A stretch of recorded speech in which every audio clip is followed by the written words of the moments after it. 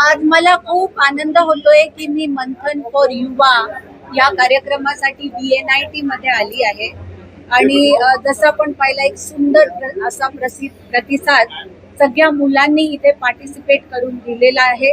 त्याच्यात हॅकेथॉन आहे, त्याच्यात वेगवेगळे आयडियाथॉन सारखे एक्झिबिशन्स आहेत, स्टार्टअप एक्झिबिशन आहे आणि पेटंट एक्झिबिशन आहे। तर यात या मुलांची जी क्रिएटिव्हिटी आहे, त्यांचं नॉलेज आहे, त्यांची आयडियाज आहे, समज आहे, ते याद्वारे ते लोकांपुढे आणतायत आणि खूप असे लोक उपयोगी पण त्यांनी असे प्रोजेक्ट्स पुढे आणले जे जर नीट क्रिस्टलाइज करून इम्प्लिमेंट केले तर खूप आपल्याला सुद्धा ॲज अ सोसायटी फायदा होऊ शकतो। तर खूप छान असं हे पूर्ण एक्झिबिशन अरेंज केलं गेलेलं आहे। वंदे मातरम सध्याला राजकीय टीका पाहायला मिळते। काँग्रेस वंदे मातरम गावावर त्यावर भाजपकडून टीका केली जाते।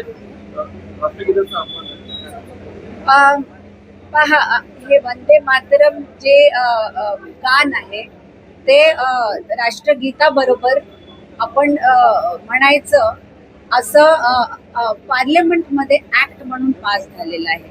पार्लमेंट आपल्या कॉन्स्टिट्यूशन मुळे आहे आणि जर आपण आपल्या कॉन्स्टिट्यूशनचा आदर नाही करत तर ज्यांनीही नाही केलेला त्याच्या अगेन्स्ट कारवाई व्हायला पाहिजे। मला गडचिरोलीमध्ये 3 मुलींचा सर्पदंश म्हणून मृत्यू झाला होता। तुम्ही सामाजिक क्षेत्रात काम करता, गंभीर बाबा आश्रमशाळा आदिवासी मुलींच्या बाबतीत काय याच्यात सुधार व्हायला पाहिजे, तुम्ही काय सजेस्ट करा? मला असं वाटतं की असे काही जे अनफॉर्च्युनेट इन्सिडेंट्स होतात त्यांचा पाठलाग करून आपण त्याची कारणं माहीत करून आपल्याला त्याचा जे कारण आहे ते स्टडी करून आपल्याला हे पाहायला पाहिजे की असे इन्सिडेंट्स परत नको व्हायला।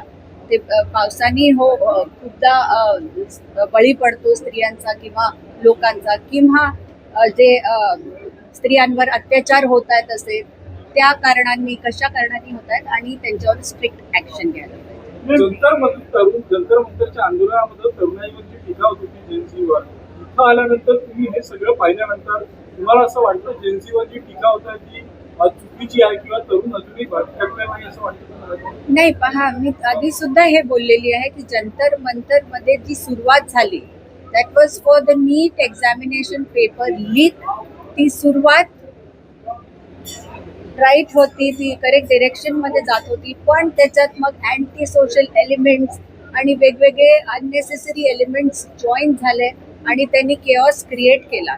तर हे असं झाल्यावर ते डायरेक्शनलेस होऊन गेलं आंदोलन आणि आंदोलनच त्यांनी केलं असतं आणि त्यात पूर्णपणे तोच टॉपिक उचलला असता तर मला वाटतं ते रेलिव्हेंट होतं आणि त्या आधीपासूनच गव्हर्नमेंटनी स्टेप्स घेतलेले आहेत त्याच बाबतीत, नीटच्या बाबतीत, आणि आतापर्यंत स्टेप्स त्यांचे चालू आहेत। देखिए, हमारे देश का जो विकसित भारत 2047 का 2047 का एक मिशन है, चाहे make in India and provide to the world mission है, ये पूरा तभी हो सकता है जब हमारा जेन जी आज बहुत स्ट्रेंथ से खड़ा हो सके और उसको जो चाहिए फैसिलिटीज वो फैसिलिटीज फैसिलिटेट हो सके। और ये हम लोग कर रहे हैं, चाहे नागपुर जैसे शहर में हो, चाहे मुंबई जैसे मेट्रो में। हम एजुकेशन देख रहे हैं, इंफ्रा देख रहे हैं, बहुत सारी फैसिलिटीज टू कॉम्प्लीमेंट देम चालू है, न्यू एजुकेशन पॉलिसी है। इम्प्रूवमेंट्स तो हरदम ही लगती है, बट आई एम श्योर कि we are on line to help the youth to grow to their best of abilities. मुख्यमंत्री जी ने आज TR निकाला बहनों के लिए 28 तारीख के से लागू होगा। राखी से एक दिन पहले धर्म स्वतंत्रता कानून जो 28 तारीख से लागू किया जा रहा है, इस कानून को आप किस तरीके से देख रही हैं? अब स्त्री सशक्तिकरण ये क्या होता है? ये होता है उसका एक हक जिससे वो जो उससे करना हो जीवन में उस तरीके से कर पाए, right to take her own decisions. तो ये जो कानून है वो हेल्प करेगा एक स्त्री को अपने डिसीजंस लेने में, चाहे वो अनमैरिड हो चाहे मैरिड हो। डिसीजंस उसके रहेंगे, उसके दिमाग से, उसकी सोच से वो अपनी जिंदगी व्यतीत कर सकते। वंदे मातरम को लेकर कहा जा रहा है कांग्रेस अड़ी हुई है कि जो दो स्टेंजा ही उनको बोलना है। सरकारी कार्यक्रमों में उनके मुख्यमंत्री पूरा 6 स्टेंजा करेंगे, लेकिन कांग्रेस के कार्यक्रमों में 2 स्टेंजा ही गाया जाएगा, ऐसा उनका कहना है। देखिए, कांग्रेस अपनी नई कॉन्स्टिट्यूशन हरदम ही बनाना चाहती है और उसी का ये एक उदाहरण है कि जो बिल पारित हुआ है पार्लियामेंट में, उसके खिलाफ जाके उनको एक कुछ नया बनाना है। तो अगर उन्हें ऐसा करना है तो I think so it will be objected on, हमारे लोग ही ऑब्जेक्ट करेंगे, then they will have to face it.